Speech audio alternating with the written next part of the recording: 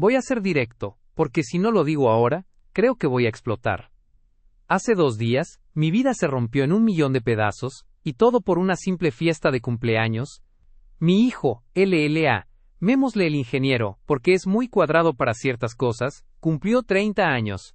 Se casó hace 3 con la diseñadora, la típica chica de clase alta que nunca me miró a los ojos.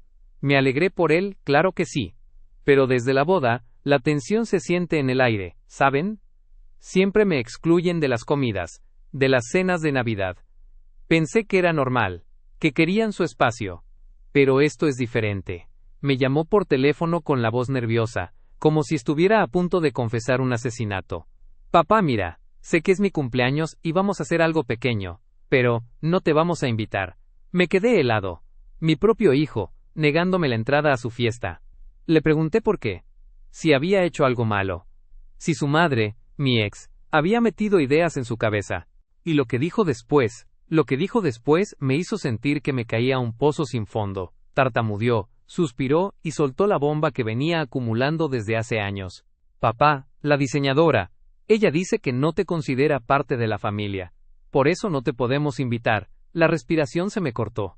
Mi propia sangre, repitiendo las palabras de su esposa. ¿Soy yo el idiota por querer confrontar a mi hijo y decirle que si su esposa me saca, él está eligiendo el bando equivocado? ¿O es mejor solo desaparecer y ahorrarles el drama? Actualización. Han pasado una semana desde que mi hijo me soltó esa frase lapidaria.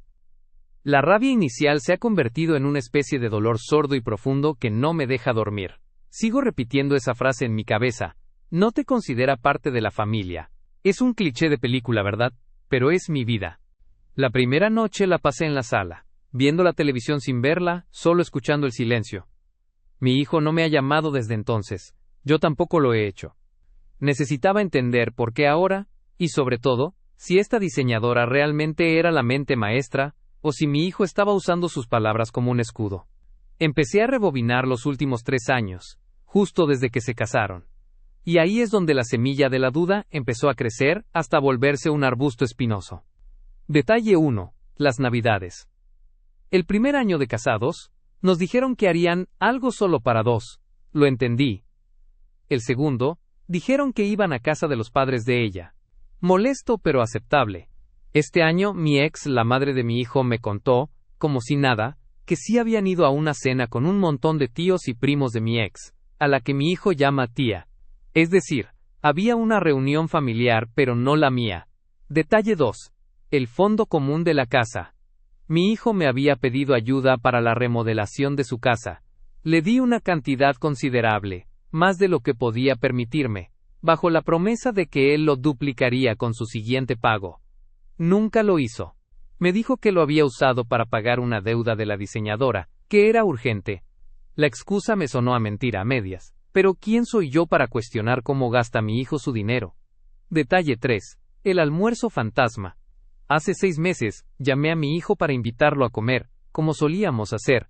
Me dijo que no podía, que tenía una reunión de trabajo importante en el centro. Pero, esa misma tarde, una de mis viejas vecinas me mandó una foto que subió la diseñadora a su Instagram. Era mi hijo y ella, sonriendo, en un restaurante de playa. Que no era el centro, precisamente. Me mintió directamente. El patrón se hizo obvio. Excusas, exclusiones selectivas, y ahora la justificación de que no soy familia. No era solo un asunto de la fiesta de cumpleaños. Era un borrado lento y doloroso de mi existencia en su vida. Me estaban apartando. Pero había algo que no cuadraba. Mi hijo y yo siempre fuimos cercanos. ¿Por qué se había vuelto un autómata que repetía las palabras de su esposa? ¿Había algo más profundo que yo no estaba viendo? ¿O la diseñadora le había puesto un ultimátum? ¿O él o yo? Dejé de preguntarme si era el idiota. Ahora, la única pregunta era, ¿qué hay en el teléfono de mi hijo que explique por qué me ha traicionado de esta manera? ¿Estoy yendo demasiado lejos al querer husmear en sus cosas para entender la magnitud de la traición? ¿O un padre tiene derecho a saber por qué su propio hijo lo está repudiando? Actualización. Han pasado 10 días desde el cumpleaños, y 3 días desde que decidí que necesitaba evidencia, no suposiciones. Sé que esto va a sonar mal. Muy mal. Pero cuando tu propio hijo te dice que no eres familia, por orden de un tercero, el manual de buen padre se quema. Estaba desesperado. Mi hijo, el ingeniero, y la diseñadora, suelen ir a un spa el primer sábado de cada mes. Lo sé porque hace mucho tiempo, cuando aún éramos familia, me pidieron que les cuidara el perro. Era mi única ventana. El sábado llegó. Les dije que pasaría por su casa a dejarles el cargador de herramientas que me habían prestado. Un pretexto tonto pero funcional. Cuando llegué, la casa estaba vacía, salvo por el perro que me recibió como a un viejo amigo. Mi corazón latía tan fuerte que pensé que me iba a delatar. Fui directo a la oficina de mi hijo, que él usa como cuarto de juegos, cuando la diseñadora no está. Busqué donde siempre guardaba las cosas importantes. Su caja fuerte portátil estaba escondida detrás de una pila de libros de ingeniería. Para mi alivio, mi hijo es predecible. La clave era la fecha de mi cumpleaños. Abrí la caja temblando. Esperaba encontrar documentos financieros o algo sobre mi dinero. Encontré 3 cosas. Un testamento viejo y sin firmar, donde me dejaba la mitad de un seguro de vida. Una carpeta bancaria, con movimientos que no entendía, pero que mostraban grandes transferencias de dinero a una cuenta que no era la de él. Y lo que realmente me destrozó, una memoria USB que no debería existir. Hace un año, mi hijo tuvo un problema con su laptop, y me pidió que se la arreglara. Recuperé muchos archivos borrados, incluyendo una carpeta de archivos personales que guardé por si la necesitaba. Esa era la memoria USB, la conecté a mi teléfono. Ahí estaba. Carpetas de conversaciones. No eran chats con la diseñadora, eso habría sido demasiado fácil, sino con otra mujer. Una tal V. Empecé a leer, y todo se aclaró de una manera horrible. No eran conversaciones amorosas, no era una infidelidad en el sentido tradicional. Era una consejera legal. Los mensajes eran de hace 6 meses, justo después de la cena de playa, a la que me mintió que no fue. El ingeniero. Ella está muy enojada. Dice que mi padre se está volviendo una carga. ¿Puedo legalmente obligarlo a devolver el dinero que me dio para la casa?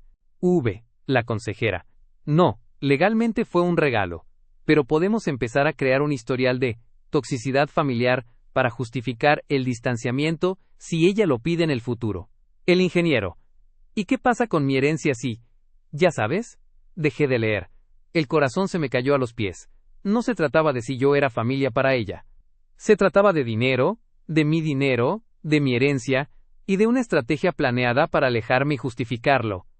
La diseñadora no me consideraba familia, pero mi hijo, mi propia carne, estaba activamente planeando cómo echarme de su vida por completo, mientras me usaba como cajero. Mi mente estaba en blanco, pero sabía que necesitaba algo más. Abrí la carpeta bancaria de nuevo, y rastreé esa cuenta desconocida. El nombre del titular me golpeó como un tren. Era la cuenta personal de la diseñadora. Acababa de confirmar que mi hijo me estaba traicionando activamente para pagar las deudas de su esposa. ¿Cómo puedo confrontarlo sin que parezca que yo soy el espía obsesivo y sin perder la poca dignidad que me queda? Actualización. Han pasado 2 días desde que encontré la memoria USB y el nombre de la cuenta bancaria de la diseñadora. No podía enfrentarlos en el momento. Si lo hacía, mi rabia habría destruido todo, y lo que yo quería ahora era la verdad, no una pelea gritada. Quería que mi hijo me viera a los ojos y me explicara por qué había vendido su alma por esa mujer. Organicé una cena. No los invité a mi casa, ni fui a la suya. Elegí un restaurante elegante, neutral, concurrido. Un lugar donde no podían hacer una escena. Los llamé con un tono de voz inusualmente tranquilo, y les dije: los invito a celebrar el cumpleaños que no pude celebrar. Solo nosotros 3, necesitamos hablar. Mi hijo aceptó. Sospecho que porque el restaurante era caro, y le gusta la comida fina. La diseñadora, para mi sorpresa, también vino, probablemente para controlar el daño. Llegamos. La tensión era palpable. Ella estaba radiante, con ese aire de superioridad que siempre me pone los pelos de punta. Él, inquieto, evitaba mi mirada. Pedimos la comida. Hablamos de banalidades durante 20 minutos, el clima, el trabajo, el perro. Cuando el camarero se fue, me incliné sobre la mesa, y solté mi primera bomba, sin levantar la voz. El ingeniero, dije usando el apodo que solo él y yo conocíamos. Sé que tú y la diseñadora están planeando cosas a mis espaldas. Mi hijo palideció. La diseñadora en cambio se puso rígida. Su sonrisa de diseñadora se borró de golpe. ¿De qué hablas, papá?, preguntó mi hijo con voz temblorosa. Hablo de la fiesta de cumpleaños, respondí, mirándola a ella fijamente. Hablo de que tú no me consideras familia. Y hablo del dinero que me pediste para la casa. Ella se rió, una risa seca y falsa. Mira, señor, no sé qué le ha dicho su exesposa, pero su hijo y yo tenemos derecho a establecer nuestros límites. Si no lo invitamos, es por decisión de ambos, para evitar dramas innecesarios. Claro, para evitar dramas innecesarios, murmuré, tomando un sorbo de agua. Luego, solté la segunda bomba, mi arma secreta. Dime, la diseñadora, ¿ya le devolviste a mi hijo el dinero que te transfirió de su cuenta personal a la tuya para pagar las deudas de tu coche? La cuenta se llama Ahorros Luna, ¿verdad? Fue como si hubiera disparado un arma en medio del restaurante. Mi hijo se encogió en su asiento. Ella dejó de respirar. Ese nombre de cuenta, que solo conocía por la carpeta bancaria, la desarmó por completo. ¿Cómo? ¿Cómo sabes ese nombre? Siseó ella, olvidando el tono educado. No importa cómo lo sé, lo que importa es lo que significa. Significa que mi dinero no fue a la casa, sino a tus deudas. Y que mi hijo miente para protegerte mientras tú planeas cómo alejarme. Mi hijo por fin habló, con la voz rota. Papá, por favor, no aquí. No entiendes la presión. Lo miré con una mezcla de lástima y desprecio. Entiendo perfectamente. Entiendo que elegiste la comodidad de un matrimonio sobre el respeto a tu propio padre. Entiendo que estás en contacto con una consejera legal, la tal V, para ver cómo me sacas legalmente de tu herencia. La diseñadora se levantó de golpe, con los ojos inyectados en sangre. Estás loco. No voy a permitir que arruines nuestra vida. Ya vete. Yo me quedé sentado. Tranquilo. Yo no estoy arruinando nada, solo estoy revelando lo que ustedes ya arruinaron. Mi hijo se levantó, me miró suplicante, y luego mirando a su esposa hizo lo que más me dolió. Se fue con ella, dejándome solo en la mesa con la comida sin tocar. Me fui del restaurante sin pagar y con un solo pensamiento. ¿Es hora de cortar todo lazo financiero y emocional con mi hijo para siempre? ¿O debo darle una última oportunidad de elegir entre su esposa y el hombre que le dio todo? Actualización. 2 días después de la cena, mi teléfono no ha dejado de sonar, pero he silenciado todo. Después de la cena, supe que no había vuelta atrás. La forma en que mi hijo me dejó solo, eligiendo a la diseñadora incluso después de que expuse la evidencia de su manipulación, me rompió por completo. Me había deshonrado frente a mí y frente a la mujer que claramente lo controlaba. Tenía que recuperar mi dignidad. Y mi dinero. Mi hijo me envió 2 mensajes de texto frenéticos. El primero decía: Papá, hablemos. Ella está muy mal. No es momento. Y el segundo, unas horas después: si haces algo con el dinero de la casa, me obligas a ir a los abogados. Por favor, no lo hagas más difícil. Me estaba amenazando. Mi propio hijo, que sabía que la inversión era un regalo, y que él la había desviado para pagar las deudas de su esposa, me estaba amenazando legalmente. La desesperación le había borrado cualquier rastro de decencia. Decidí que la única forma de que entendiera el peso de su traición era golpearlo donde más le dolía. La fuente de su comodidad. Le envié un único mensaje de texto, simple y directo: reunámonos mañana en la notaría. Tengo un documento que quiero que firmes. A la mañana siguiente no llegó solo. La diseñadora estaba ahí, con un traje de poder, mirándome como si fuera un bicho que quería aplastar. Mi hijo estaba pálido, casi transparente, con los ojos hinchados. ¿Qué es esto, papá?, preguntó el ingeniero, con la voz apenas un susurro. Es una corrección, dije, deslizando un papel por la mesa. No era una demanda, ni un pagaré. Era la revocación de la titularidad de un apartamento de playa que yo tenía a su nombre. Un regalo de inversión que le había dado años antes, pensando en su futuro.